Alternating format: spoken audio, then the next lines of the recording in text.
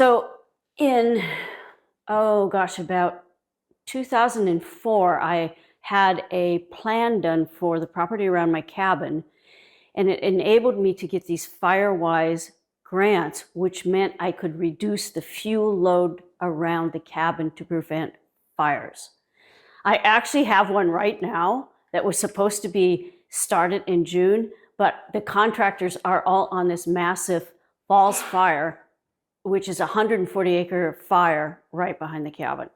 So I don't know where that's going to go. But what I want to talk about is the Firewise. If you've got a Firewise in your community, hook up to it.